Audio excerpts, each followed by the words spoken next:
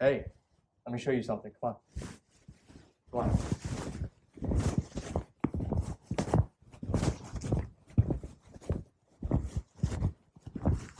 Here, have a look at this. Right here.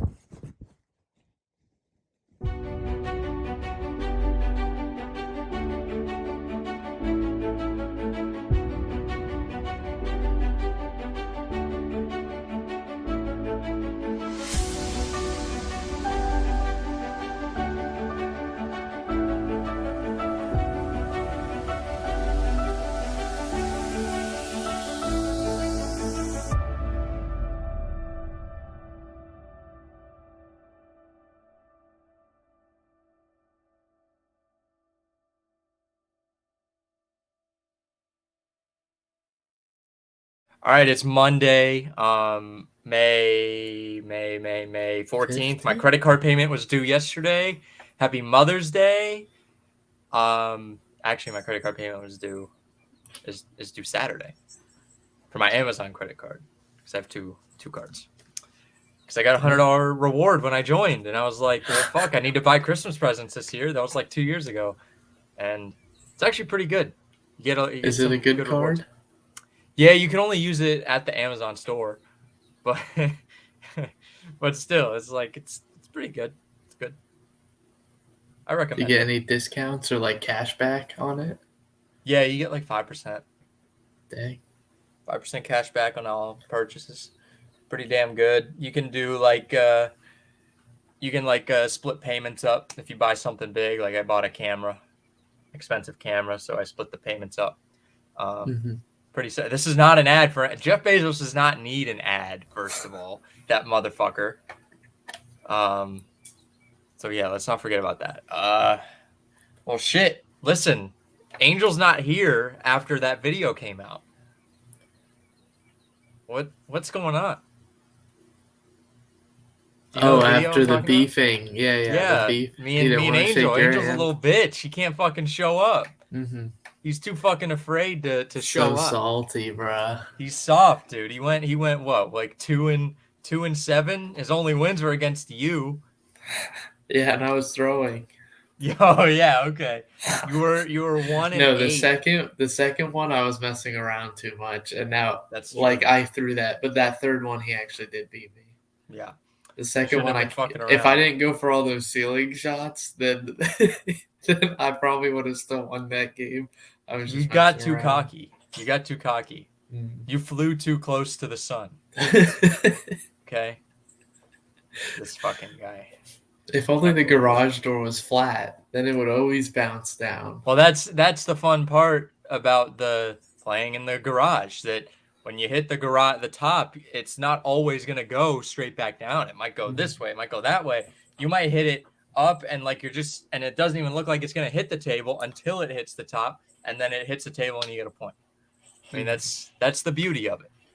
Those of you who don't know, who aren't following on Instagram, me and Angel are beefing right now.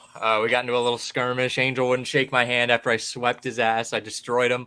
I beat the absolute shit out of him. I bent him over my little knee, and I spanked him on the bottom for being a bad boy. Okay, that's what I did. I humiliated him. So, yeah, we're going into week 2. A couple weeks. No games on Mother's Day. Don't forget your moms. Happy Mother's Day to all the moms out there. Layton, are you gonna say Happy Mother's Day to all the MILFs out there? Happy Mother's Day for all the mothers out there. The MILFs? No, all mothers. No, Layton only says Happy Mother's Day to the MILFs, and to his mom. Don't forget to, I don't know, I mean, it's the day after Mother's Day, I guess, when this is coming out. So I hope you didn't forget your mom. That would be sad. But you know what? I'll go. Why don't I just read over the records here? So right now, where we're standing, Kevin Steinfeld is in the lead. He has a small lead in point differential over my dad. They're both 9-0 right now. Me and Jackson Greer, I'm literally, my point differential, I'm 1 point behind Jackson. I'm 6-3 and he's 6-3. Angel Ochoa and the newest player, we have a new addition. He's going to be our 8th player. He's replacing Rafi. I'm sure some of you noticed that Rafi was not on there. He was indicted in the Biggie Cheese murder recently, so he's not going to be in public for a while. Angel and the newest player, Michael, forgot his last name. It's probably in the email that I sent. Michael Scarlett. He's 2-7. I think, honestly, I think he's going to be behind Angel on point differential. And then Leighton, Verhul, and Ivory Upchurch are tied for 7th at the very bottom of the division. Do you have anything to say about that, Leighton? I mean, let's talk about that first. I mean, so yeah, I should have swept Angel all 3 games. I'm capable of it. I just didn't show up, didn't do it. I'm also kind of surprised because Ivory is better than me, but he obviously had a tougher first week than I did. Yeah, he kind of drew the wrong card. He did have to play me in replacement of Rafi. If we kind of found out at the last minute that he wasn't able to come, so we put in some people. Jackson got Carla, which was the most unfair thing I think in the history of that tournament, that Jackson got to play Carla, because Carla literally she didn't score 10 points in the entire 3 games that she played against Jackson. So clearly unfair, but you know what? It's week 1. It's not like we were deciding any seeds, so I don't give a fuck. Yeah. And I beat Ivory. Actually, I did lose 1 to Ivory, so I'll give him that. But yeah, he lost I'm thinking Ivory will work his way up in the standings. Angel will work his way under me. I don't know how good Michael is, but I'm not sure either. I'm curious how he's going to be. Kevin is very good. For real. Kevin is very good. That was one. I'm after that he first mercy week, ruled me. He did. That was hilarious. I couldn't believe it. I was astonished, even for you. 11-0. That was sad, Leighton. It was sad. I would be a little humiliated, honestly. Like, are you gonna show up next week? I mean, that would be the one thing I would understand. You just forfeit. You say, you know what, I got mercy ruled. I'm gonna just punt on this week, and I'm gonna move to next week and try to be the first number 8 seed to win the title. Falling down is expected. Getting back up is mandatory,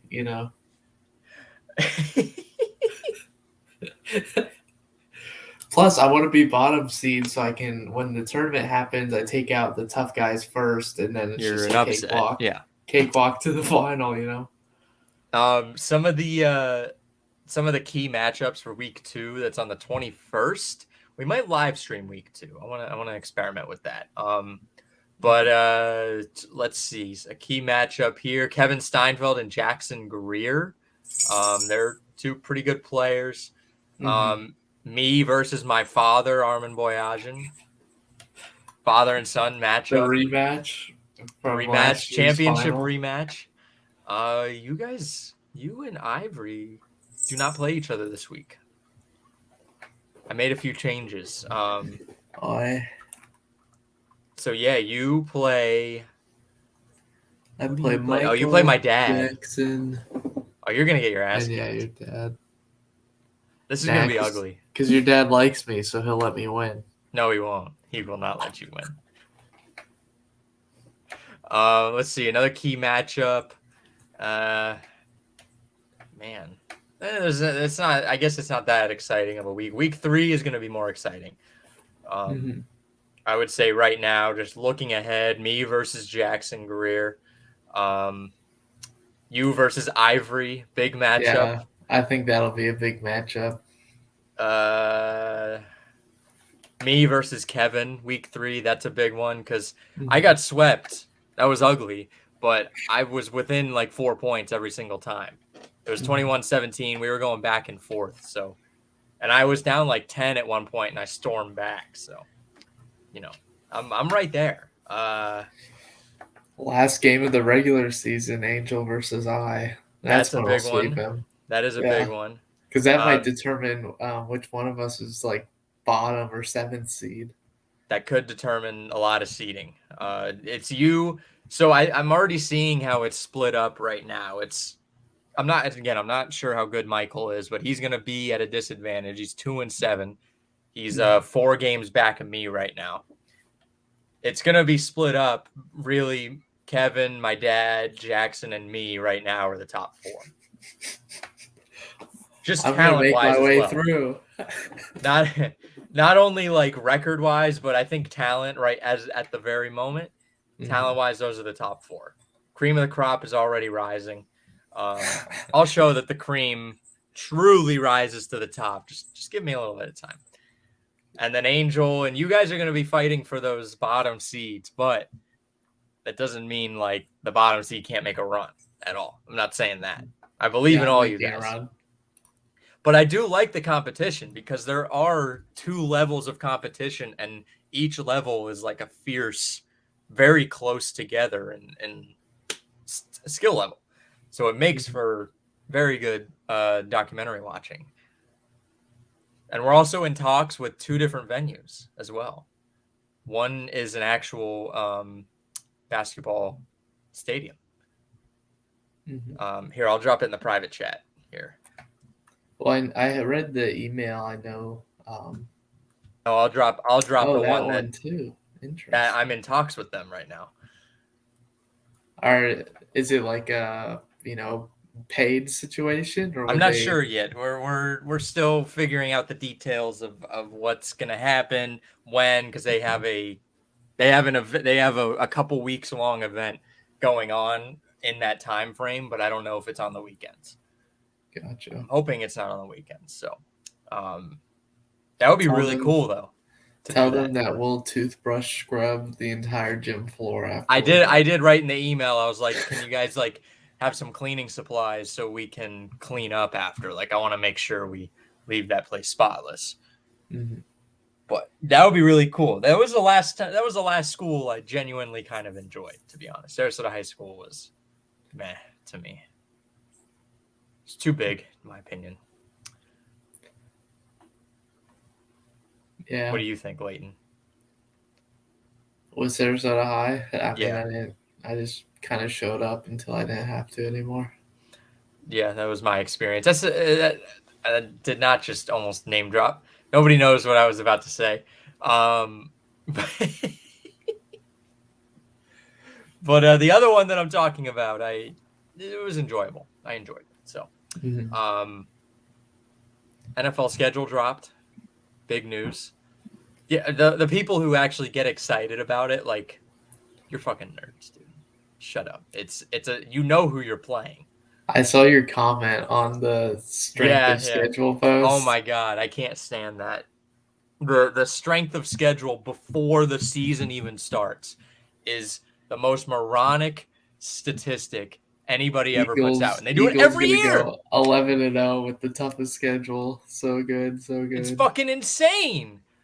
Like the Jets are a terrible team, or they were not good last year, so they help the strength of schedule for another team, but they might be pretty good this year. So like it does not matter at all for anything. It doesn't even gauge if your team is good, because like let's just say the Colts go 17-0. It's not happening. I mean, it's Anthony Richardson. Come on. But not in 1,000 years.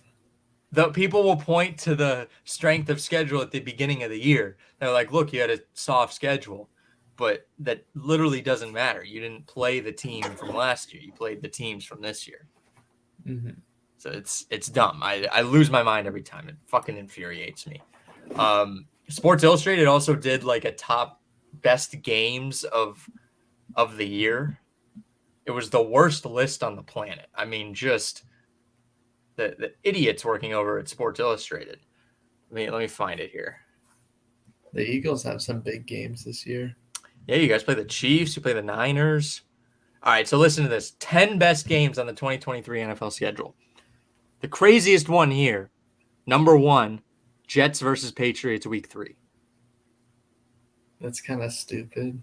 Any game inside of week 5, it's just they're not great games. The teams don't know who they are yet.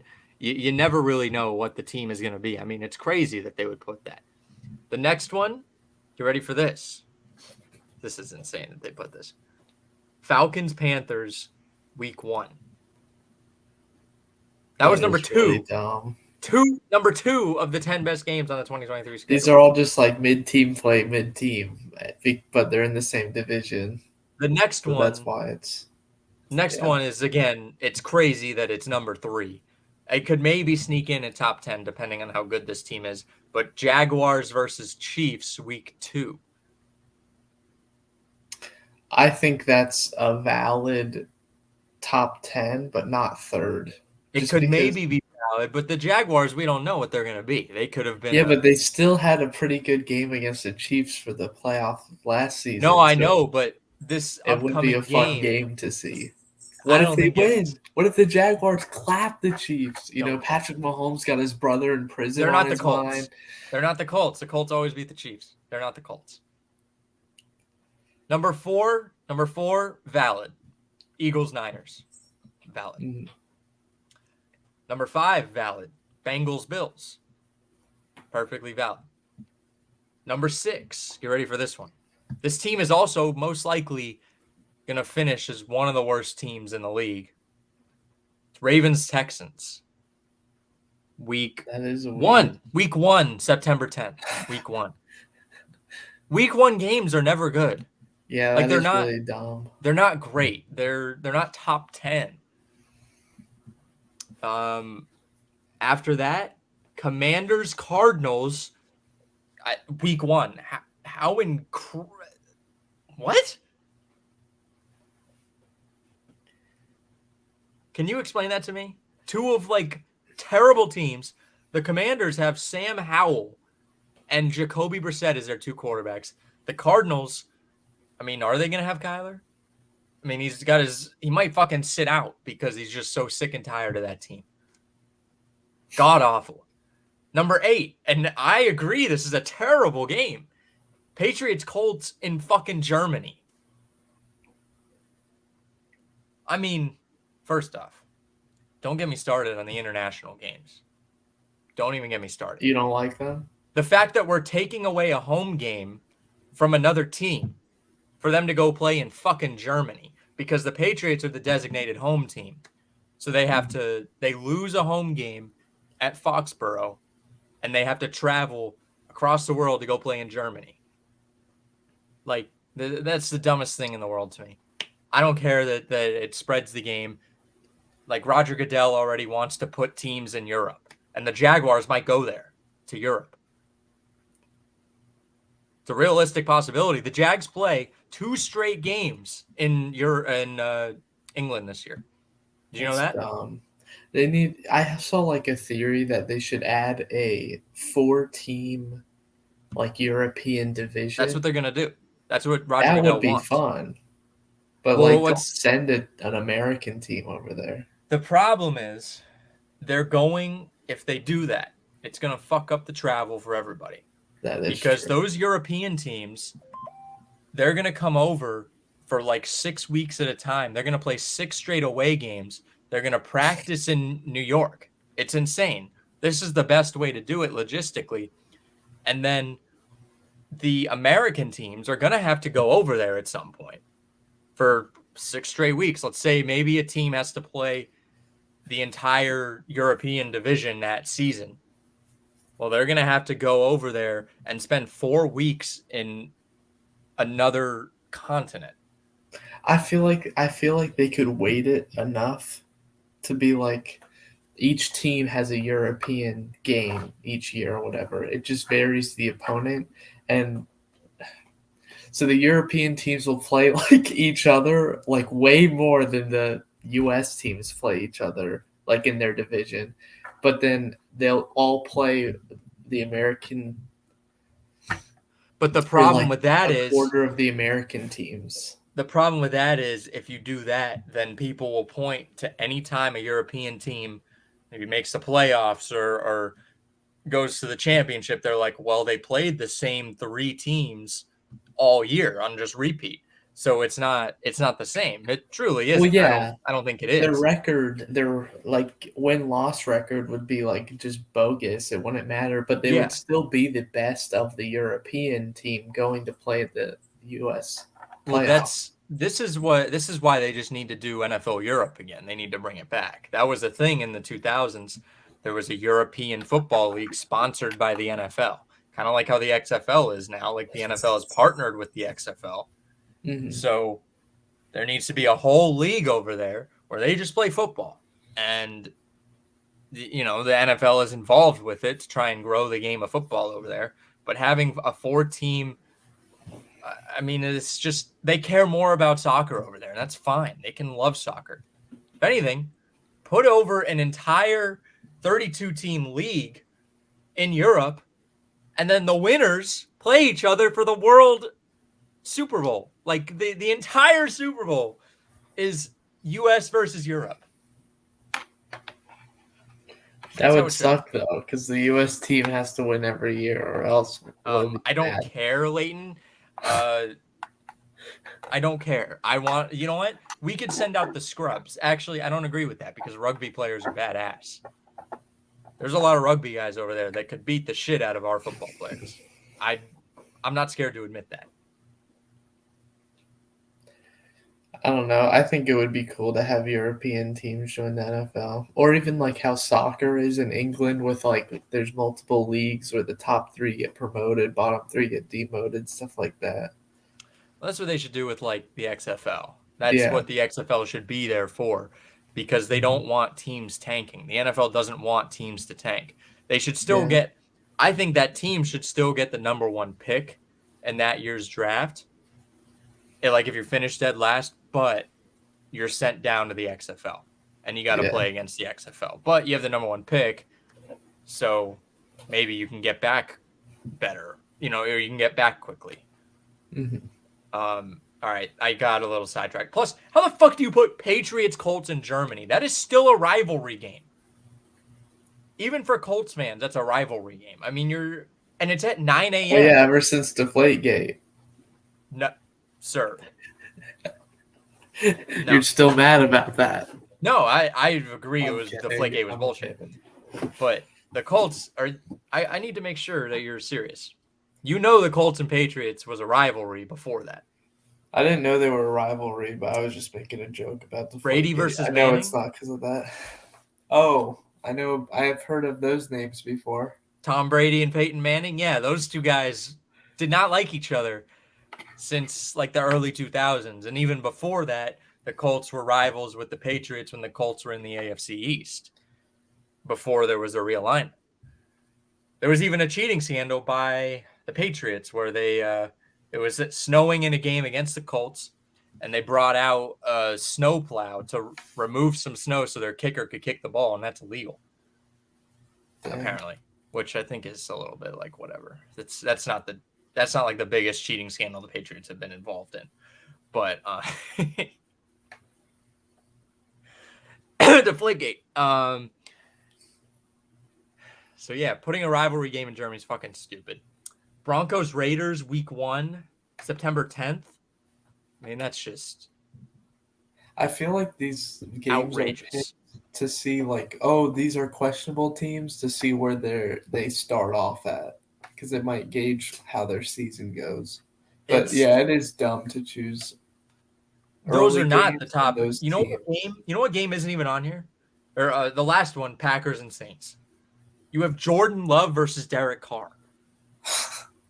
Oh, that'll be exciting to see Derek Carr on the Saints. I literally forgot about that. But Packers versus Saints, that is Yeah, not a top 10 exciting game.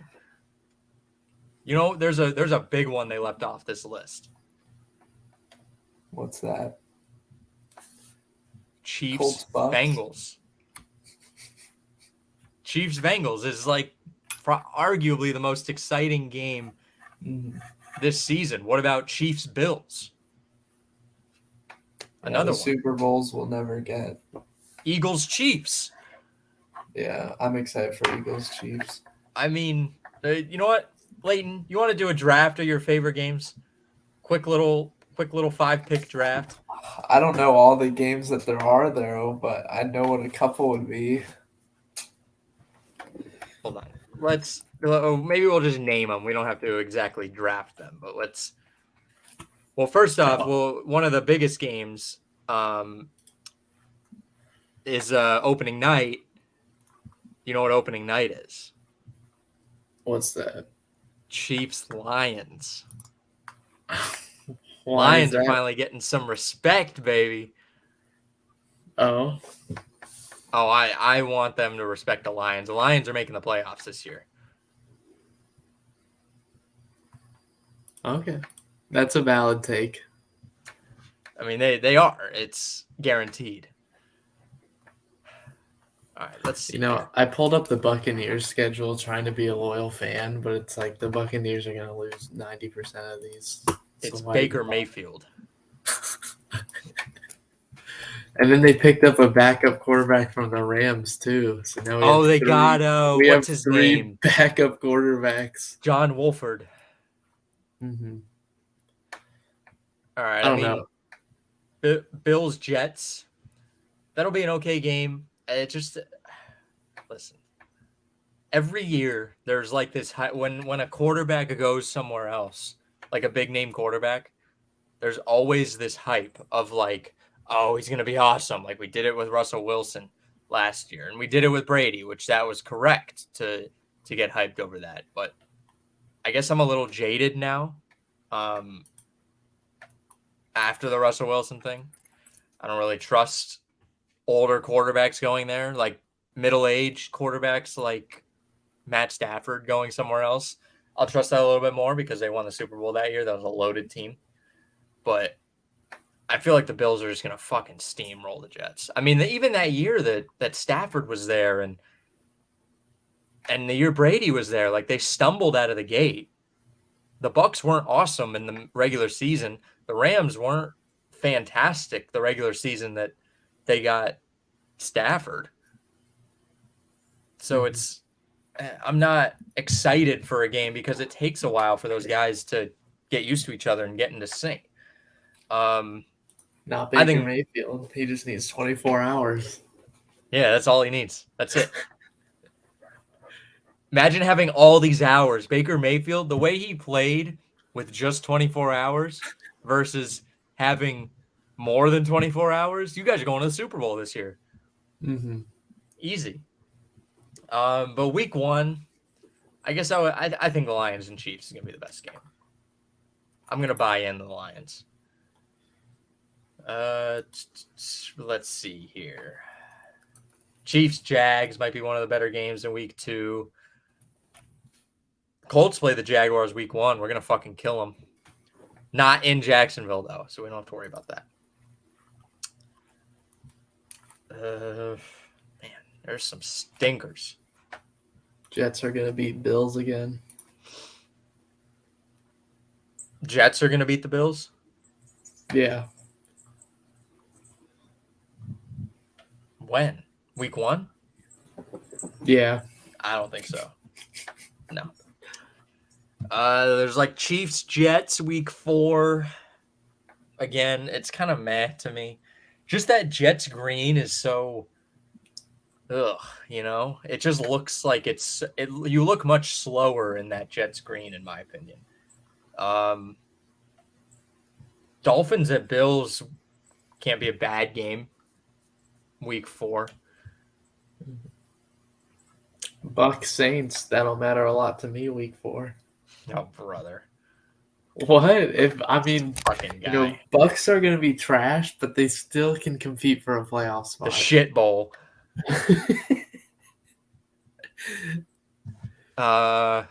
Week 5, Jags, Bills, Cowboys, Niners. Cowboys, Niners is just a great color matchup. The red and the gold versus the silver and blue. Great color matchup. They've also Seahawks? got Chiefs Vikings, what the Week Super 5 Bowl could have been last year. That's true. Seahawks Bengals, I think is gonna be a really good game. I'm also a believer in the Seahawks.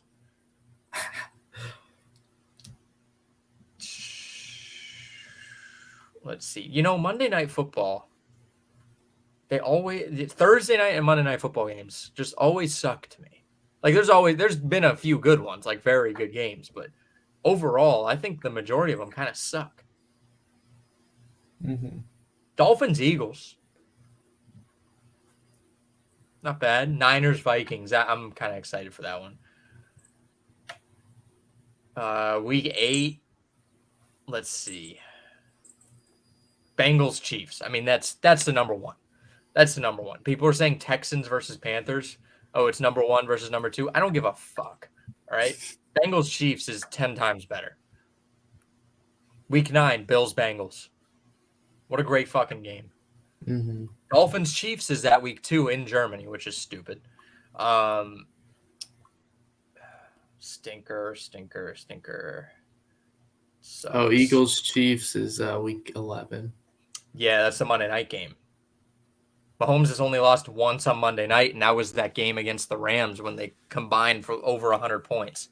Oh yeah, that was one of the best games I've ever seen. Yeah, that was that was probably the greatest Monday Night Football game ever. Mm-hmm. Week 10, Lions at Chargers isn't gonna be a bad game. 2 really high-powered offenses and just terrible defenses.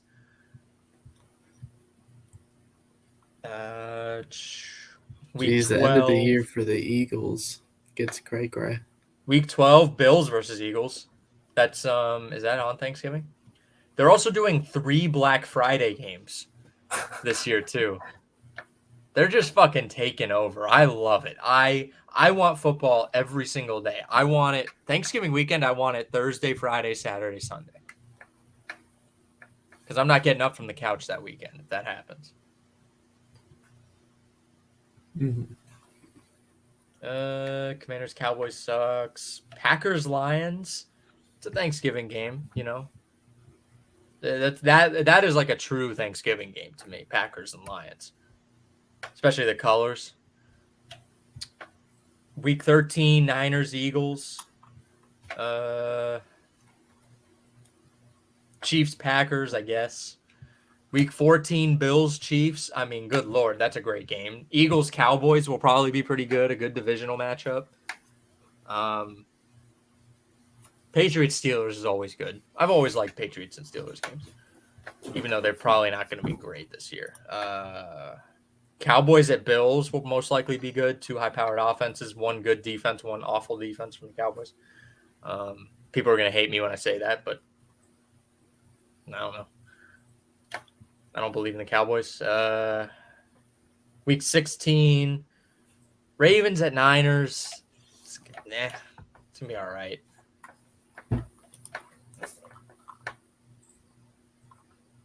I'd rather the Browns play the Texans again this year. Just hilarious. Week 17, Bengals versus Chiefs. That should be the only game. That's more than good enough. And week 18, Bills at Dolphins will be good. Chiefs at Chargers. Vikings at Lions. Steelers at Ravens. I mean, very good games. So I'm ready for the Colts to go 17-0 this year. Super Bowl bound. It's interesting considering the Bucs are going 17-0 and they play against the Colts. Oh, I didn't know the Bucs are going to go 17-0. I thought they were going to go 16-1. No. This is just such a sad show for football fans. Just imagine having to listen to a Bucs and a Colts fan talk to each other about football. I'm an Eagles fan. I don't know what you're talking about. You know what? Jump off a bridge, Layton. All right, let's move on. We finally did it. Good job, Layton. Did you watch Goodfellas? I did watch Goodfellas. Clap it up. Angel isn't here because he's I don't know, he has to work out. What a fucking bum. What a bum. All right. Let's let me pull up our little Google Drive thing here. I did put at the bottom. Oh, you have a topic. I forgot. Oh yeah. It's Always Sunny in Philadelphia season 16 comes out this next month. Pretty hyped for that. Alex, have you ever watched It's Always Sunny? Yes, I watched it when I was like 12, I think. Dang. You gotta watch And the whole thing, bruh. it was I remember I got to an episode where people were zombies. It was like kind of early in the show, I think. It was a very disturbing episode. I was disturbed at 12 years old. People were zombies. People were either they were zombies or it was just a very disturbing episode to watch. And I was like, "Oh man, this is really weird. Like I don't know if I want to watch this." Oh, it might have been the Maureen Ponderosa wedding massacre. Let me see here. People are calling that the zombie episode, but it could have been something else. I don't really remember that episode. Yeah, it was. It definitely was. Yeah, I see a clip here too of Danny DeVito in the dark. Dang. I'll have to rewatch that episode now. I think I would be fine now, but back then I was disturbed. Mm-hmm. So, but the gang is gonna cook some meth.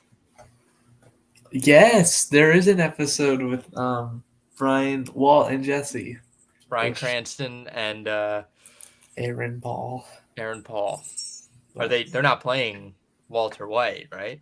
I have no idea. I only I don't think watched I saw like part a of the clip or trailer. something. I don't think they are. Mm-hmm. But yeah, congrats. Yes, I'm excited. I gotta finish Better Call Saul season 6 first. Is that the last season? Yeah, I just rewatched season 5, and I just started season 6 today, but I only got through like half an episode. Dang. And I had to watch Goodfellas because I'm running out of time. Well, let's talk about Goodfellas. So, Yes, well, again, we had the categories. I'm gonna get rid of the categories. It kind of. I feel like for kinda this difficult. movie, the categories are pretty good. Well, it's there. I want them to more be a guide of kind of what you Yeah. should be thinking about more than anything. Goodfellas. A lot of people consider it the greatest mob movie. Some say The Godfather is. I've never seen The Godfather. That might be one we have to watch at some point. I should see The Godfather. You know what? It insists upon itself. You get that reference? No. You don't get that reference? Is it from Goodfellas? No, it's from Family Guy. Okay. Somebody asked Peter, like, they're like, "Oh, you've never seen the Godfather?" And he goes, "It insists upon itself." They go, "What are you talking about? It's a great movie." And he just keeps doing that, and they keep fighting with him. Like, they stop whatever they're doing and they fight with him over it. He's like, "I've never seen it. I've never seen it. Never seen it." Goodfellas. First off, it's one of those movies that personally I can rewatch a million times. It's a very rewatchable film. You kind of know as soon as you turn it on. Let's say you're flipping through the channels and you turn it on, you know exactly where you're at in the movie, like immediately. I've probably seen it 20 times in my life. I'm not somebody who turns my personality into the character, though. I think a lot of people romanticize it a little bit. I personally think it's a little overrated. I do. I think for me, it's not the most rewatchable movie. However, it's definitely like more so than like a Goodwill Hunting was or whatever. Because I mean, it did move along pretty steadily, but it still was a movie kind of. Have you ever seen Scarface? No, I haven't. That's another one I got to see. Yeah, I mean, it felt kind of like that. Whereas you kind of just watch a guy do his thing. Well, I feel like when he gets out of prison, I think it drags almost. I feel like those are two separate movies in my eyes because when he gets out of prison, that's when he starts getting coke from his guy in Pittsburgh, and that's when he goes almost independent. And I feel like those are two different movies. I feel like I could watch him go to prison and almost feel satisfied with myself. Like they could have stopped the movie right there and I would be like, all right, like it was a good movie. I still enjoyed it. But Well, I saw because I wanted to watch what someone else had to say about the movie, so I watched like a YouTube guy review it, and he said that that part of the movie, because the first half is like his I guess success and acceptance in the yeah, mafia, and then the second half is his demise from it. So that's I think that around that prison point is where the whole movie kind of flipped the yeah, script. I think him going to prison could have been the all right, he falls basically. Like that's like his. And again, a lot of people are going to disagree with what I have to say. I don't think it's a very popular opinion among a lot of other people. But I don't give a fuck. It's just something I don't enjoy. Like I don't. It's not that I don't enjoy watching somebody fall, but he's almost a completely different character. Henry Hill is he is a I mean he was a real person. All these people are real people. It's based off of Henry Hill's book about his life. But I think the first half where he's on his rise, I think that is one of the most perfect movies. Just the first half. I could completely do without the second half. I could really watch some guy fall into drug addiction. It's like oh brother, it's the same thing basically. I've seen it in hundreds of other movies where somebody falls into drug addiction and their life falls apart, and then he rats him out. Like awesome, cool. Like that's not cool. Seeing him rise in from a kid who's working at the in the sandwich shop, rise all the way up to this high ranking mobster. That's pretty fucking cool. And then he gets popped.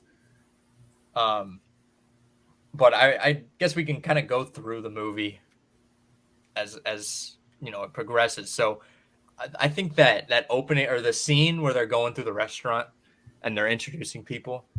He's Mhm. like, he goes through. There's the music playing. That's personally one of the greater like intros to different characters. I mean, it's a fantastic way they did it. Just the one shot going all the way through the restaurant. It gives you the vibe of what they're about immediately, and I love it. Mhm. Yeah, it also gives you like the scope of their operation. Hmm. Yeah, Like it's not just oh he knows the doorman. No, it's he knows everybody yeah. in Oh, there. he knows fucking everyone, Yeah. and they all know him. Hmm. Um, so he talks about kind of in the very beginning of the movie. It's a young Henry Hill, and his dad beats the shit out of him for hanging around the cab place. So he was making a ton of money at the time, and even as a kid, like as a young kid, he was selling cigarettes illegally. He was doing all this shit. Um, he apparently in real life, with whatever gift he would buy his father would not open it because he knew it was like dirty money. He knew it was mob money, but he also knew there was nothing he could do because if the mobsters wanted Henry to work for him, they were going to make sure that he worked for him. Hmm.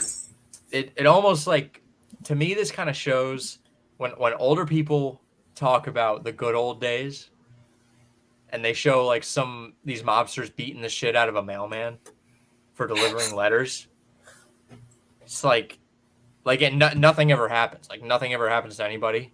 Like word doesn't even go around. Like, oh, these guys beat the shit out of this mailman.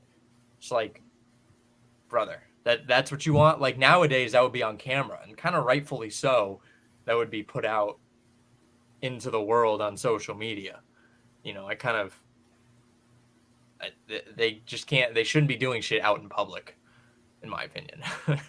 Well, now instead of the mob, we have the government.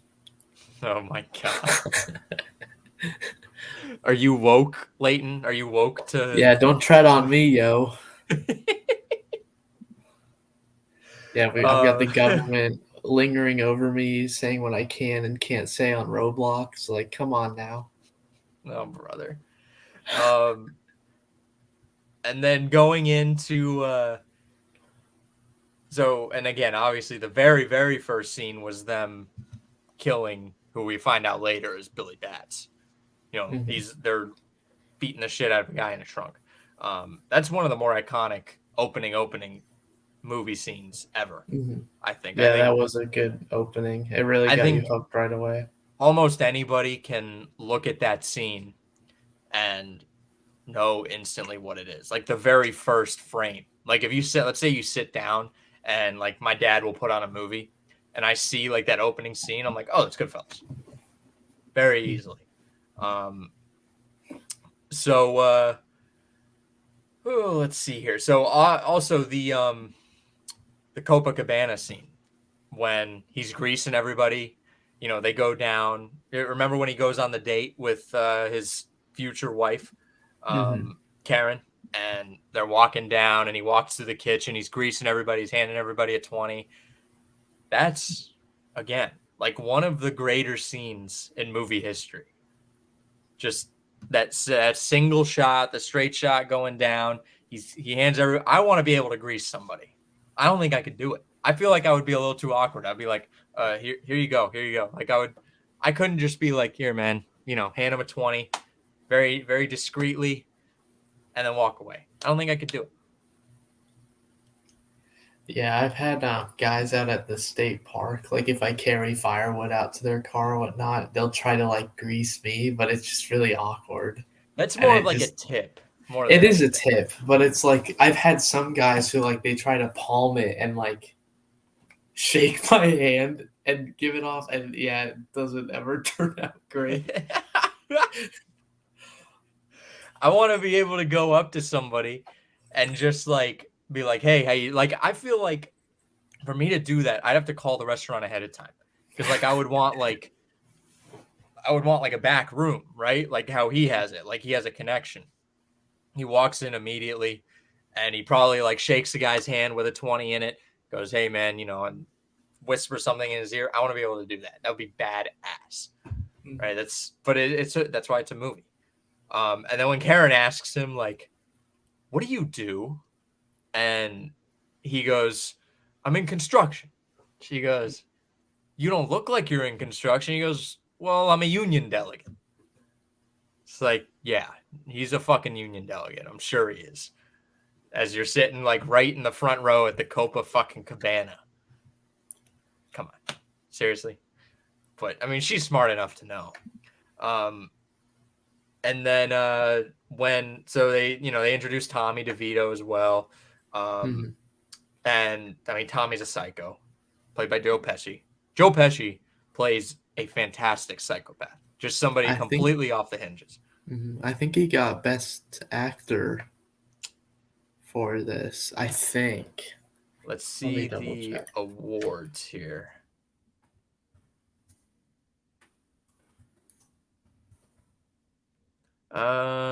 96% of 107 critics have given the film a positive review. Yeah, he won Accolades. best supporting actor Yeah. for Goodfellas. Oh, Lorraine Brando or Lorraine Bracco. She was Lorraine Bracco. I think she was Karen. Yeah. She was nominated for Best Supporting Actress. Martin Scorsese nominated for Best Director. It was nominated for Best Picture as well. It lost. I wonder what happened that year. Huh. Let's see who won that year, because I think there was another big one that came out that year as well. Oh, it was Dances with Wolves with Kevin Costner. There were a lot of movies though. There was Ghost and the Godfather Part 3 was terrible, I've heard. Dances with Wolves won a lot. Holy shit.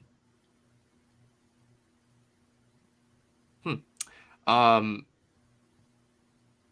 yeah, so they introduced Tommy. And as you're going through the movie, you really realize how much of a psycho he is. Hmm. So Billy Batts, who we kind of saw at the beginning, we didn't really know that we saw him though. He gets released from jail. He's a made man from the Gambino crime family, and Tommy, he knew Tommy in a past life before he went in.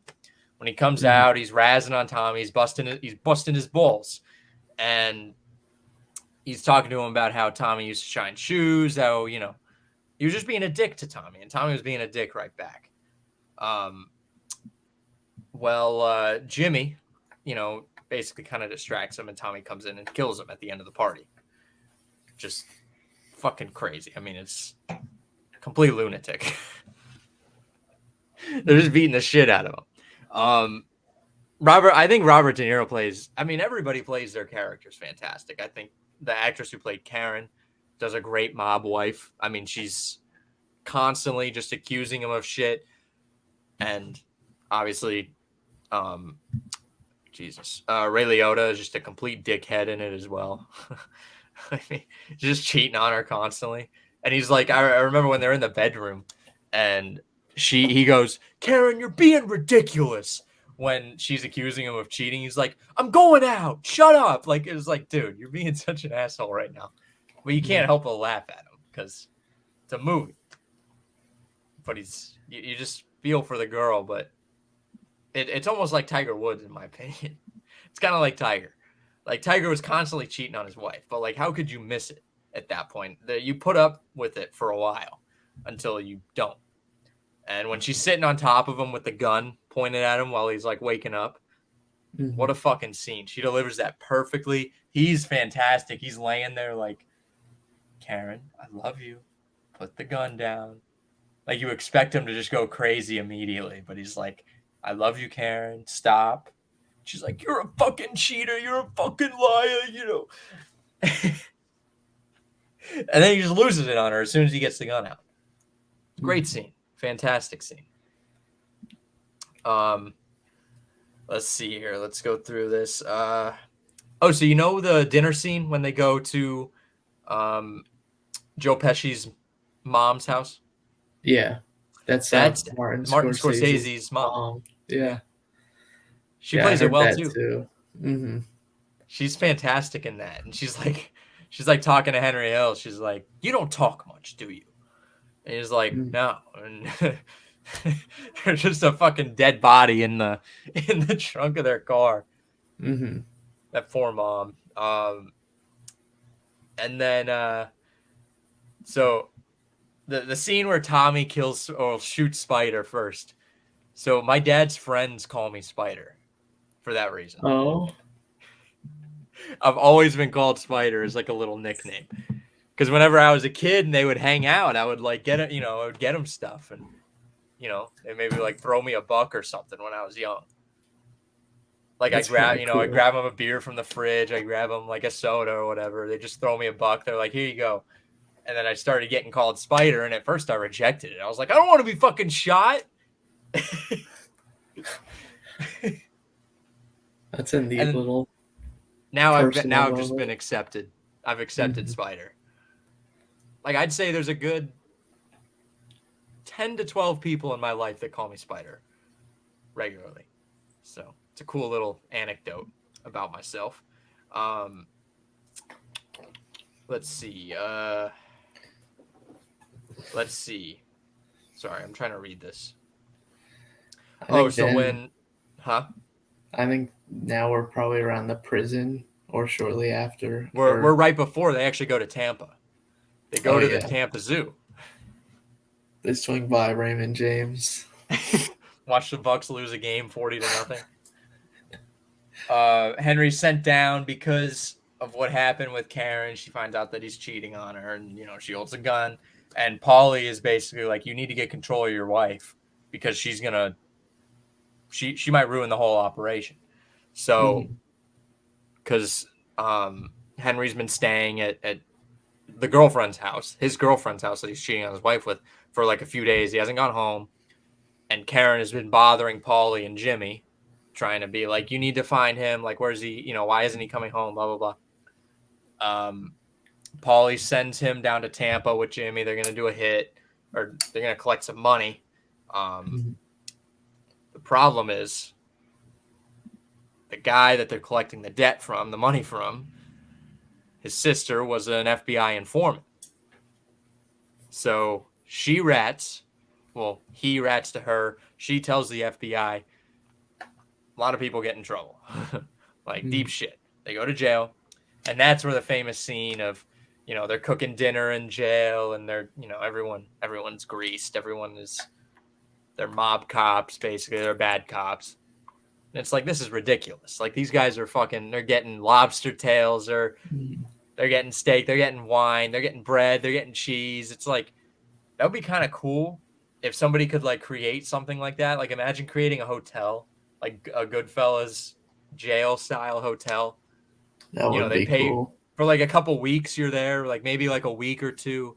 You and the boys just hanging out. You get like all the amenities that maybe like modernize it a little bit, give you video games and TV to watch, but basically like you've greased all the guards.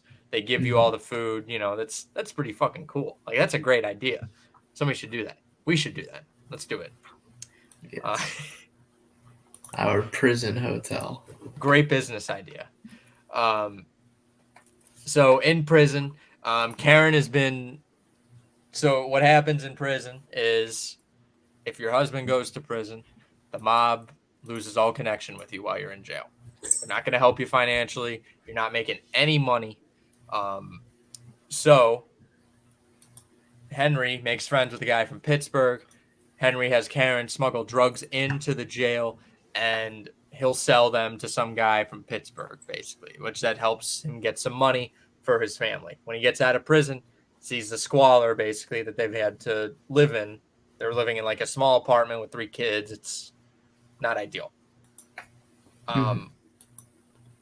So eventually, Henry expands his cocaine business with Jimmy and Tommy, even though Paulie said not to get involved with it. Don't get involved with drugs. It's stupid, blah, blah, blah.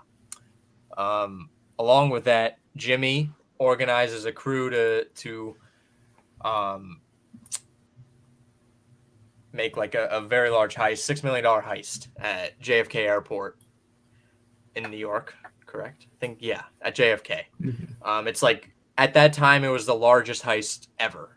This guy, the hell was his name? Maury? Maury was the wig guy. Yeah, Maury. So Maury kind of helps organize it. He knows some information about it. And he's just a little fucking he's an annoying little pest. He's gambled with Jimmy before. Jimmy's come to beat the shit out of him. Then Jimmy owes him money because, I guess he won some of his bets and Jimmy wasn't paying up. Well, he gives Jimmy the tip. Jimmy says, all right, we'll give you a certain percentage. Whatever. They complete the heist. They steal the $6 million. Like Trump's $6 million or $1 million loan from his father. And everybody involved in the heist, they're stupid. They go out, they start buying extravagant shit. They're buying cars and coats, and Jimmy loses his mind on everybody. He's like, what the fuck did I tell you guys? Don't buy anything. Why would you buy anything? Like, don't be stupid. They're going to catch on to us. Maury comes into the bar when they're celebrating and is like, Jimmy, where's my money? I want my money. Jimmy, you got to have my money. Henry talks him down. Maury ends up having a good time hanging out with everybody. Well, he thinks. Jimmy had a plan to kill him one night. But they're playing poker. Maury, I guess they ended up having a good time that night. They say, "Oh, Maury, let's go out. Let's go to a diner or something." Well, they kill him in the car. How did they kill him? I didn't understand. Do you remember that scene? He stabs him in the neck. Yeah. But what did he stab him with? Just like a knife? I couldn't tell what he did. I think it was a knife because I don't think they didn't really show him putting it in or pulling it out much, but I just kind of figured it was a knife. Yeah, it was gross. So,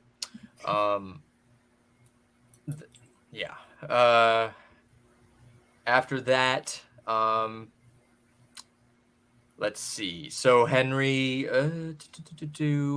just kind of reading this off Wikipedia. Jimmy goes on his killing spree. No, before that. Oh, well, he did have Jimmy had a lot of the people killed. Mm-hmm. That yeah, you're right. He had a lot of the people that were involved in the heist killed, including small cameo. Well, he wasn't a big actor at the time. Who am I going to say, Leighton? You want to say it? Small cameo. I'm not sure who it was. Samuel Jackson. Oh. He was what the hell's his name? Um, I mean, he wasn't in it very long. He was Stax. He was the getaway driver, so he was supposed to drive away in a truck. Oh, I didn't recognize that being You him. didn't? I mean, he was young at the time. You don't. I guess you don't really recognize him. He was really young. He was really young. That was one of his big. That was one of his first roles, I think. One of his first kind of major roles in a major film. Mm-hmm. But Stax, obviously, he fucked up. Instead of driving, instead of doing what he's supposed to do, he went and got high with his girlfriend. Mm-hmm. Well, they kill him. Tommy then finds out he's gonna be a made man, which is a lie, because they wanted the original made men wanted Tommy dead, which was a part of retribution for killing Billy Batts, who was also a made man. You got to do it. I mean, you have to. In that world, I guess you got to kill him. By the 80s, Henry has developed a drug habit. He's super paranoid, sees helicopters flying around. He's like, look, they're fucking following me. They're following me. Because that's what happens when you're a drug addict, most likely. He eventually gets arrested and incarcerated. Karen bails him out, but he tells her that she flushed $60K worth of coke down the drain because police were coming in. They were raiding. She didn't know what else to do. The FBI would have found it. They had no money left. They had nothing. Paulie feels very betrayed, but Henry goes to him basically as like a last resort. He's like, "You're all I got." And Paulie gives him $3,200 and says, "Now I got to turn my back on you." Another all-time line. Great, fantastic delivery. It's truly, I mean, he shows like he's heartbroken. It's like a father that's like, you're a drug addict. I can't anymore. Like, you're going to kill me, basically. Karen actually goes to Jimmy eventually and asks for some help. He goes, okay, yeah, I'll try and help you guys out. I also have some dresses, some beautiful, I think they're Armani dresses just in the shop down the street. Well, not a great neighborhood. Jimmy's like watching her walk down to the shop. He keeps like pointing, like, go, go into that shop. And she just sees two men in this like very dark shop. Jimmy was probably going to kill her.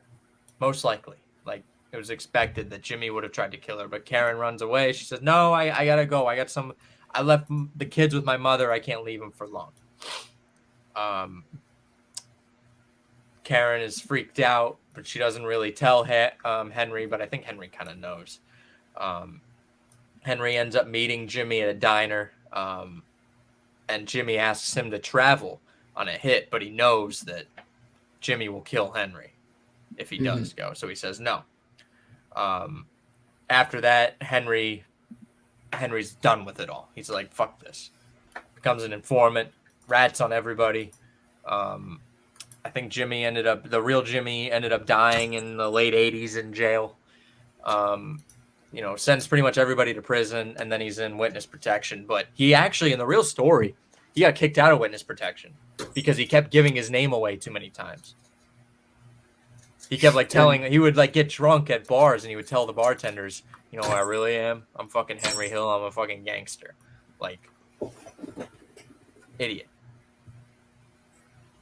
Moron. He's just I respect too stigma. And he kept like contacting some of his old gangster buddies. He was still trying to deal some drugs, hustle people, stuff like that. Like, he wasn't a great witness protection person. So,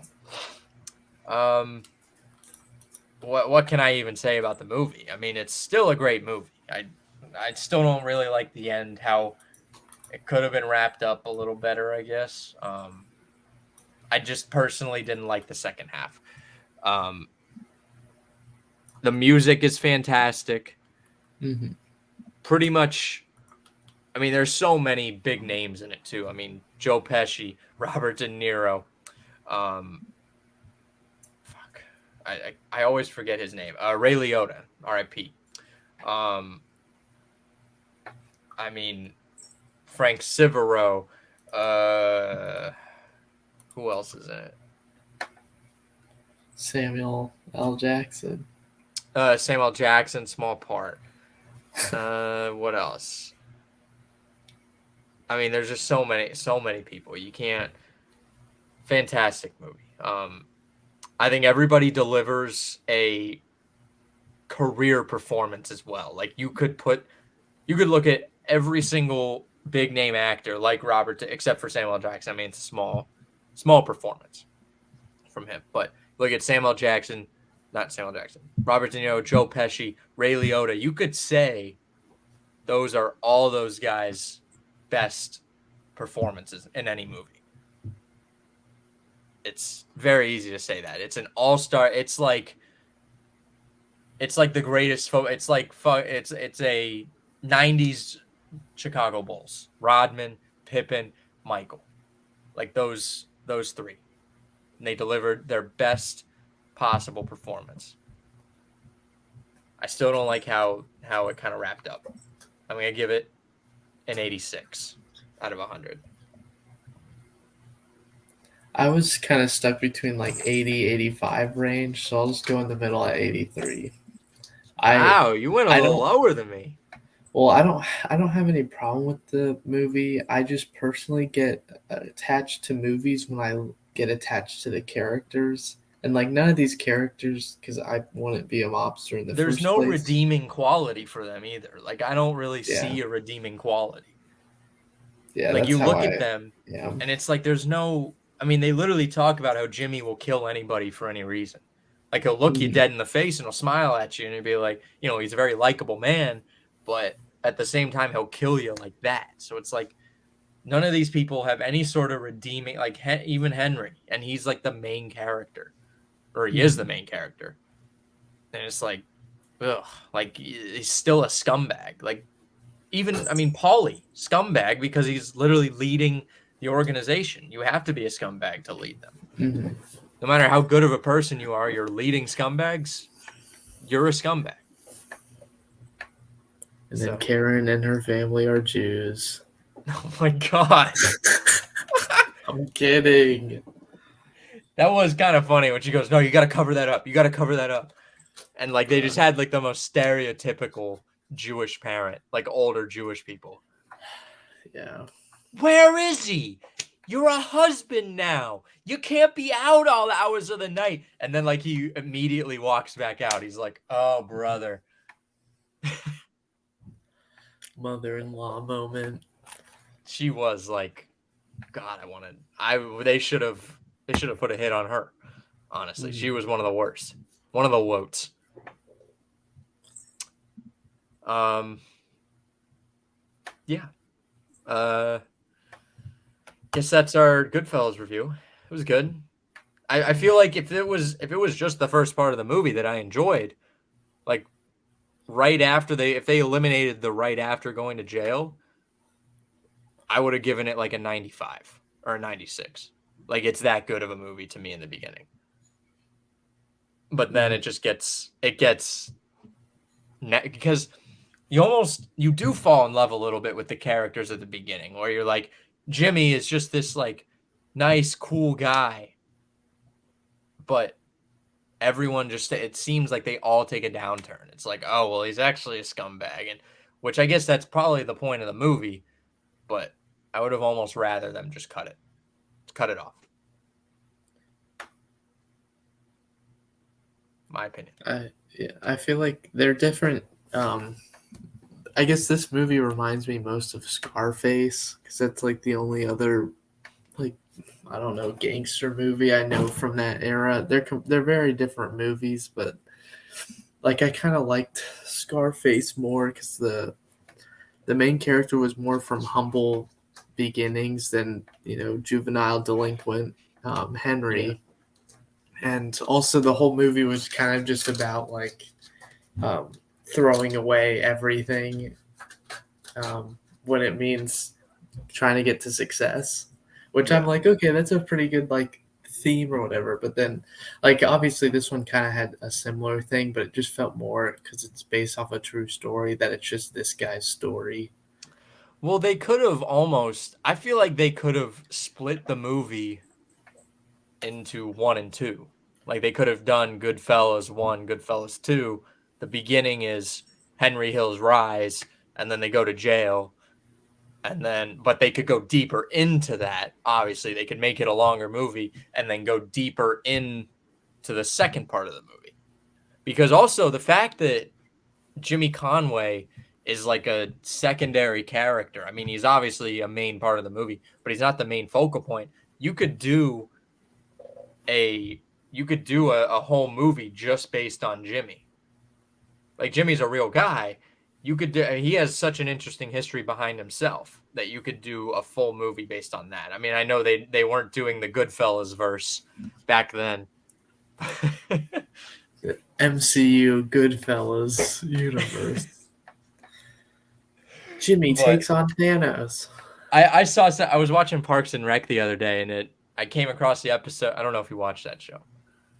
I have. No, you're not a fan. It's just whatever. It's like it's a good movie or a good show. I'll just turn on and you get some laughs out of it. Andrew Luck's in it like twice, which I did not know that. he's Well, so I there. also barely know what Andrew Luck looks like. Shut the fuck up. There's an episode. It's irrelevant. There's an episode where they have like bachelor parties for all of them, and Chris Pratt's dream bachelor party is to catch a touchdown at the Super Bowl with the Colts, and they obviously can't do that. So one of the guys calls in a favor. Go to the Super Bowl. No, they call in a favor. They go to Lucas Oil, and like Andrew Luck, Reggie Wayne is there, Jim Irsay is there, looking like 20 years older than he really is. And then there's another episode where like Pawnee they like partner with the Colts to do some sort of kids thing, and like Andrew Luck is there. Colby Fleener was there, I think. I want to say Colby Fleener was there. Robert Mathis was there. Adam Vinatieri. I think Reggie Wayne was there too. A lot of guys were there. Very cool. But there was a scene from there where it's a separate episode where Patton Oswalt, who's, I don't know if you know who he is. He's kind of a well-known actor. He plays kind of goofy parts, but he plays somebody who's filibustering at a government event, and he tells a story about Star Wars, and then they cut to the middle part of his filibustering, and he's like, and that's when Darth Vader opens up the boom tube, and that's how the Avengers meet Star Wars. And then the entire multiverse is open. And I was like, that's something they would do. Like, absolutely they would do that. I hope not. You know they're going to do that at some point. Like, they're going to run out of ideas in 20 years. And they're going to be like... I don't think they will, because they're completely... Because, like, Star Wars is a galaxy in our universe, and just, like, because then Star Wars would have been affected by like Thanos' snap and all this jazz that happens. No, but there's the multiverse now. So there's many different universes with many different things. Yeah, but Star Wars is a separate universe. I don't think they can. Exactly. There's multi-universes. They can, in 20 years, No, like a separate like comic entertainment universe. But you know how Disney works. Star Wars is not a separate universe from the one we're in. It's a galaxy far, far, far away. It could be happening right now in 2023. Either way, they're gonna find a way to make that happen. You know, Disney will.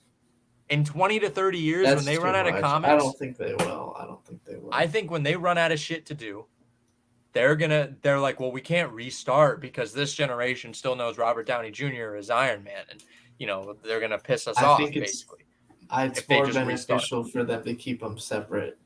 It's more beneficial for them to combine them because they're going to combine literally their two largest entities. It's financially more beneficial. I'm not saying they should do it. Like, as a comic book fan myself, they should not do that. I think it's something they might do. I don't think they ever will, and I think it's stupid. If they I did. think you're stupid. No, because they can have Star Wars Park, Avatar Park, Marvel Park, all this jazz. They can have these Star Wars spin-off show, these Marvel spin-off show, these Avatar But spin-off I'm shows. saying they If you might just have. if they combine them all, now it's all like bogus, and it's just one universe. They might have No more it's not one diversification. universe. They might have them meet at some point. They might have to fight some larger entity together. Nah. I think you're wrong. I think Disney will sell everything out. They're complete sellouts. I actually heard Guardians of the Galaxy was good though. I haven't seen it yet. I might see that. Bro, it's gotten very good. Marvel, dude. Oh, shut the fuck Every time up. a Marvel movie comes out, it's so good. I know it's good. What was the last one that came out? You tell me. You're the one who keeps up with them. I don't know. It was Ant-Man Quantum. Oh, I still haven't seen that. Mm-hmm. I might catch it on Disney. You probably have it on DVD already. I might catch it on Disney Plus. I might sit down and watch that. But I like Guardians of the Galaxy. Fuck you, Leighton. I like Guardians of the Galaxy. Okay. Rocket the Raccoon, adorable. Okay. Fuck you, Leighton. I like the part when he plays music that I like. Oh, the I hooked on a feeling. Is that the song? That's one of them, yeah. Yeah. You like that song? It's fine. It's not like the music in those movies isn't music I listen to every day, but they are like, fun songs. Yeah. Well, it gets honestly, it brings the 80s back to like our generation. Yeah. Well, the story and characters and stuff isn't gonna make anyone sit down to watch it, so at least they put some. I've heard the story is very good, Leighton. Shut up. Look at this silver dollar. It's a $1 coin. It's disgusting, actually. It is disgusting. You need to clean it. Someone paid for it. Because it's been in your ear? Yeah. Gross. All right. Next week, we're going to do a female characters draft. Cringe. Female characters draft. I don't know if we should just do hottest female characters. Oh, no. No! I don't know if we should do hottest female characters or just female characters. That sounds just misogynistic. Characters. Yeah, we should do just female characters. Because we'll pick them for different reasons. Yeah. I feel like Angel's just going to take the ones he's most attracted to. Yeah. No thought in that head. Nothing behind those eyes. All right, you ready for numbers? Oh, yeah. I don't think I added the number from last week. Oh, my goodness. I know, I'm fucking you over. I don't want you to win. I didn't. Oh, no. Want me to look on the YouTube? I'll check on the YouTube. What a bum. I'll check on the YouTube. No, it's fine. It's fine. I'll check the YouTube. Let's see here. We got...